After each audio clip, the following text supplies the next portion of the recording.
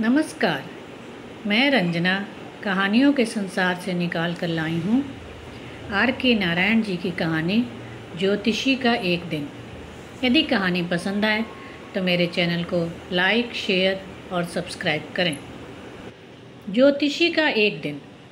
ठीक दोपहर के समय वह अपना थैला खोलता और ज्योतिष की दुकान लगाता।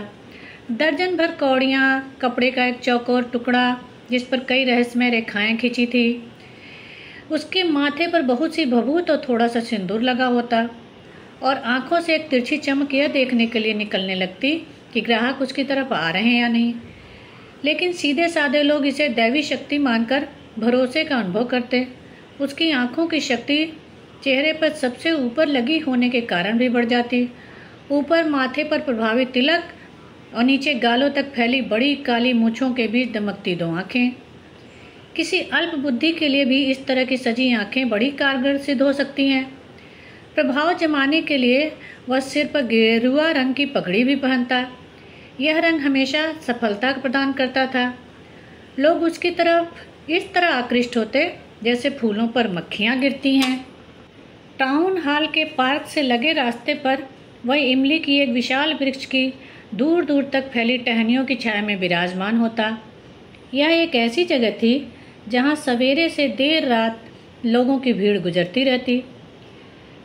संकरी लंबी सड़क पर दोनों तरफ तरह तरह की छोटी दुकानें लगी होती। घरेलू दवाएं बेचने वाले, चुराए हुए लकड़ी लोहे के सामान की दुकानें, जादूगर और सस्ते कपड़े की दुकान, जिसे लोग जोर जोर से चिल्लाकर हर वक्त लोगों को बुलाते रहते। इसी के बगल में एक शोर करने वाले मूंगफली विक्रेता की दुकान थी, जो हर दिन अपनी चीज़ को एक नया नाम देता। किसी दिन बम्बई की आइसक्रीम, किसी दिन दिल्ली के बादाम, किसी दिन राजा की सौगात और किसी दिन और नया नाम। लोग हर वक्त उससे खरीदारी कर रहे होते। भीड़ के बहुत सारे लोग ज्योतिषी को भी घेरे रहते। वह बगल में लगी मूंगफलियों के बड़े से ढेर के ऊपर धुआं देती जलने वाली आग से निकलती हल्की रोशनी से ही अपना काम चलाता था। यहाँ म्यूनिसिपैलिटी ने कोई रोशनी नहीं मुहैया कराई थी। दुकानों पर लगी छोटी छोटी रोशनियों से ही सबको काम चलाना पड़ता था। एक दो के पास गैस के हंडे भी थे, जिनमें से हर वक्त सूं की आवाज़ निकलती रहती। कुछ साइकिलों के छोटे छोटे लैंपों से काम चलाते और ज्योतिषी की तरह कुछ अपनी रोशनी के बिना ही दूसरों के भरोसे गुजारा कर लेते। तरह तरह की इन बहुत सी रोशनियों से एक अलग ही मंजर बनता, जिनके बीच में चलते निकलते लोगों की छायाएं अपना रहस्यमय समा बांध देती थीं। ज्योतिषी को यह माहौल इसलिए बहुत सही लगता क्योंकि जब उसने ज़िंदगी शुरू की थी तब ज्योतिषी तो बनना नहीं चाहता था। दूसरों की ज़िंदगी में क्या होने वाला है यह जानना तो दूर, वह यह भी नहीं जानता था कि उसकी अपनी ज़िंदगी में अगले मिनट क्या होने वाला है। तब उसे न तो सितारों की कोई जानकारी थी, न उन बेचारे लोगों की जो उनके ग्राहक बनते। बातें करने में जो कुशल था सो लोगों को खूब पसंद आती। इसलिए अनुमान और अभ्यास से इस काम में उसने अच्छी महारत हासिल कर ली। यही नहीं, दूसरे सभी धंधों की तरह यह धंधा भी उतना ही ईमान से करता था। और उस दिन की मेहनत के बाद वह जो भी कमाई शाम को घर ले जाता वह ईमान की ही कमाई थी। उसने जब गांव छोड़ा तब यह नहीं सोचा था कि क्या करेगा। गांव में ही रहता तो वही सब काम करता जो पुरखे करते आए थे, यानी खेती का काम, शादी और बच्चे, और पुराने घर में हमेशा की तरह गुजर बसर। लेकिन यह नहीं होना था। उसे बिना किसी को बताए घर छोड़ना पड़ा था और आसपास नहीं, करीब 200 मील ज़्यादा दूरी थी दोनों स्थलों के बीच, एक समुद्र की तरह। वह कोई व्यावसायिक ज्योतिषी नहीं था। उसने अपना गांव किसी चिंता या भय के कारण गुप्त रूप से छोड़ा था। उसे यह पेशा मजबूरी में अपनाना पड़ा था। उसके जीवन के कटु अनुभवों ने उसे बहुत कुछ सिखा दिया था। वह मानवीय जीवन की कठिनाइयों को समझ चुका था। वह लोगों के मन की बातों को पढ़ना सीख चुका था। समय के लंबे अंतराल में अपने अभ्यास एवं अनुभव के आधार पर उसने स्वयं में लोगों की समस्याओं के हल निकालने की उत्तम कला को विकसित कर लिया था। वह अपनी चतुराई का प्रयोग करके थोड़ी बहुत भविष्यवाणी भी कर देता था। इस प्रकार वह लोगों को आकर्षित करता था। उसके पास मानव जाति की दिक्कतों यानी विवाह, धन, और मानव संबंधी उलझनों का एक कामकाजी विश्लेषण था। लंबे समय के अभ्यास ने उसकी अनुभूतियों को पैना बना दिया था। 5 मिनट में वह समझ जाता था कि क्या गड़बड़ है। वह एक प्रश्न के 3 पैसे लेता था और तब तक मुंह नहीं खोलता था जब तक सामने वाला कम से कम 10 मिनट न बोल चुके। इससे उसे दसियों जवाबों और सलाहों का सुराग मिल जाता था। जब वह सामने बैठे व्यक्ति से कहता कि तुम्हें अपनी मेहनत का पूरा फल नहीं मिल रहा, तो 10 में से 9 व्यक्ति सहमत ही होते। या वह पूछता, क्या तुम्हारे परिवार में कोई औरत है, चाहे दूर के रिश्ते में, जो तुमसे बैर रखती हो? या फिर उस व्यक्ति के स्वभाव का विश्लेषण पेश कर देता, तुम्हारी अधिकतर परेशानियां तो तुम्हारे ही स्वभाव के कारण है, और तुम्हारा शनि जहाँ बैठा है उसके चलते तुम्हारा स्वभाव इससे अलग भी कैसे हो सकता है। तुम्हारा स्वभाव तेज है और बाहर से तुम बहुत रुखे हो।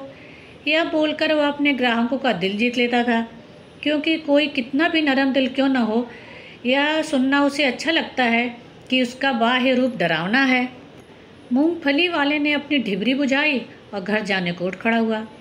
कहीं से एक हरी रोशनी का कतरा ज्योतिषी के सामने की जमीन पर पड़ा। वह अपनी कौड़ियाँ और अन्य तामझाम उठाकर अपने झोले में रख ही रहा था कि यह हरी रोशनी चमकी।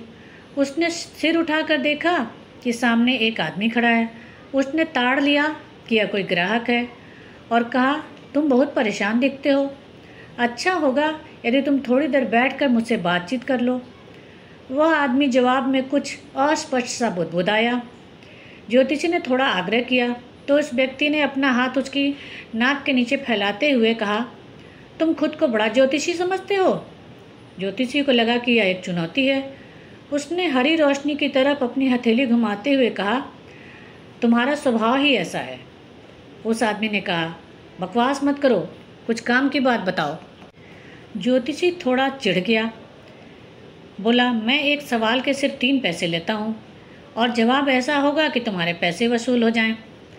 यह सुनकर उस आदमी ने अपना हाथ खींचा और एक आना निकालकर उसकी ओर उछाल दिया।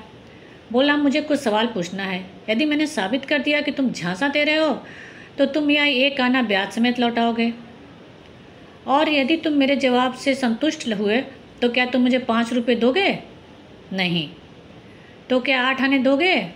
ठीक है, मगर शर्त यह रहेगी कि तुम्हारे जवाब अगर गलत निकले तो तुम मुझे दुगना पैसा दोगे, अजनबी ने कहा।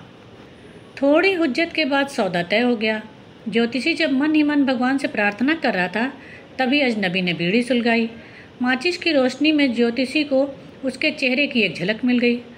सड़क पर भागती कारों के भोंपुओं, अपने घोड़ों पर गालियां सन्नाटे तांगे वालों और चहलकदमी करते लोगों की बातचीत के शोरगुल के बीच एक ठहराव सा आ गया।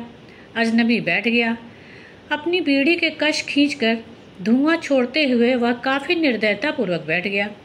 ज्योतिषी काफ़ी बेचैन हो उठा। उसने कहा, ये लो तुम्हारा एक आना वापस। मैं ऐसी चुनौतियों का आदी नहीं हूँ, वैसे भी मुझे देर हो रही है।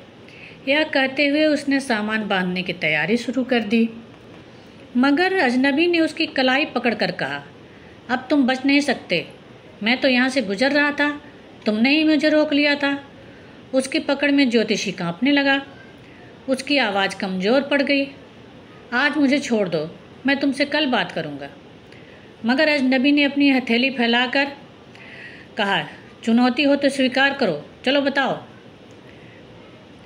ज्योतिषी का मुंह सूखने लगा। उसने कहना शुरू किया, एक औरत है। अजनबी ने कहा, चुप रहो, मैं नहीं सुनना चाहता। क्या मैं अपनी तलाश में सफल रहूँगा? इस सवाल का जवाब दो और जाओ, वरना मैं तुम्हें तब तक नहीं जाने दूंगा जब तक कि तुम अपना सारा पैसा मुझे नहीं दे देते। ज्योतिषी ने कुछ मंत्र वगैरह पढ़े और हिम्मत जुटाकर बोला, ठीक है, मैं बताता हूँ, पर यदि मेरी बात तुम्हें ठीक लगी तो क्या तुम मुझे 1 रुपया दोगे? वरना मैं मुंह नहीं खोलूँगा, तुम जो चाहे करना।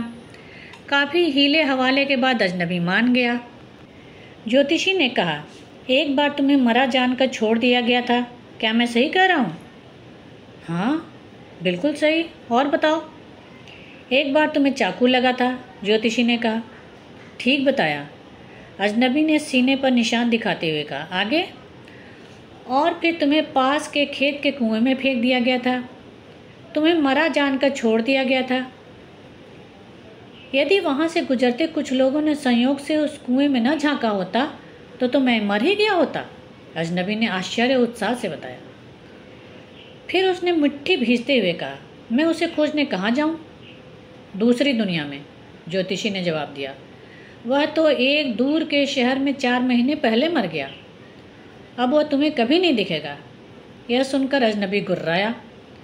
ज्योतिषी ने अपनी बात जारी रखी। गुरु नायक, उसने पुकारा, तुम मेरा नाम जानते हो? अजनबी हक्का बक्का था। मैं तो बाकी सारी बातें भी जानता हूँ गुरु नायक। अब मेरी बात ध्यान से सुनो। इस शहर से तुम्हारा गांव उत्तर दिशा में 2 दिन चलने पर आता है। अगली गाड़ी लेकर लौट जाओ। यदि तुम घर के बाहर रुके तो मैं देख रहा हूँ कि तुम्हारी जान को फिर एक बार खतरा है। उसने चुटकी भर भभूत निकालकर अजनबी की ओर बढ़ाई। इसे अपने सिर पर लगाकर घर लौट जाओ।